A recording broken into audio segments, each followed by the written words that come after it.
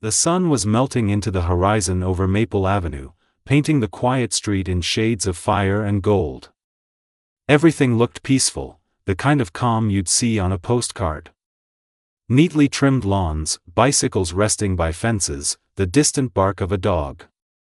But peace is often an illusion. Behind one cracked sidewalk, a broken porch whispered another story. A sob, soft, trembling, fragile, slipped into the air, almost lost in the hum of the evening wind.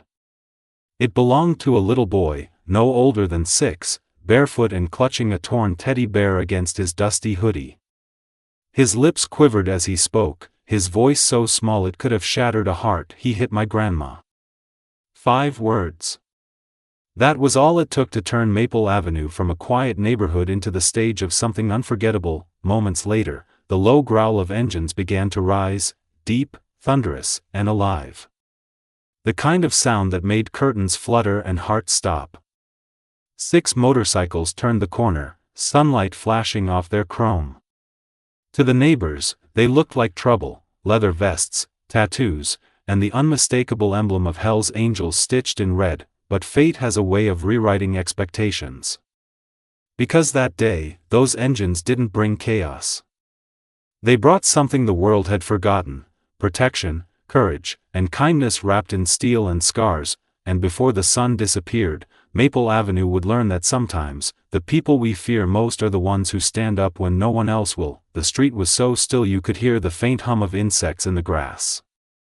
In that fragile silence, the boy stood, Ethan, 6 years old, tears streaking down a face too young for sorrow. Behind him, on the porch, his grandmother Clara sat slumped against a peeling post. Her soft blue dress was torn, her silver hair falling loose across a bruised cheek. She tried to smile at him, to pretend the world hadn't just turned cruel, but her trembling hands betrayed her. The man standing in the doorway, Ray, reeked of beer and arrogance. His shirt was half untucked, his eyes red with liquor and fury. "You keep your mouth shut, boy," he barked, his words thick and slurred. Ethan flinched, clutching his teddy bear tighter. He didn't understand much about grown-ups, but he knew what fear felt like, the heavy, suffocating kind that lived in his chest. So he did the only thing a child could do: he ran, dust kicked up under his feet as he stumbled down the steps, tears blurring his vision. He didn't know where to go, just away. Away from shouting, from bruises, from the monster that had taken over their home. And then came the sound that split the quiet open.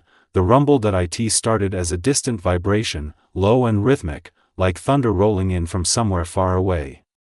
Ethan froze, his tiny hands gripping the teddy bear's worn fur. Around the corner came 6 motorcycles, black and gleaming, sunlight flashing across polished chrome. They slowed as they approached the small white house, their engines growling deep and steady. Leading them was a man who seemed carved from iron and storms, Reed, his beard streaked with gray, his leather vest bearing the red-stitched words Hell's Angels, and beneath it, the smaller patch, RL Chills. Reed shut off his bike, swung his leg over, and crouched down to the boy's level. "Hey, buddy," he said, voice low and rough but kind.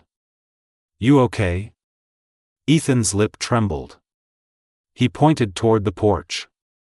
"He hit my grandma." The world seemed to still again, only this time, it was a different kind of silence. Reed's eyes darkened, and for a heartbeat, he wasn't standing on Maple Avenue anymore. He was a boy again, watching his own father's rage, hearing his mother cry behind closed doors. He stood slowly, jaw tight. His brothers behind him, 5 bikers, men who'd seen wars both on the road and inside themselves, said nothing. They didn't need to. Reed walked toward the porch. Ray's sneer faltered when he saw the patch. "This ain't your business," he spat, though his hand shook around the beer bottle. Reed stopped at the bottom step, eyes steady. "It became my business the moment a kid said those words. No yelling. No threats.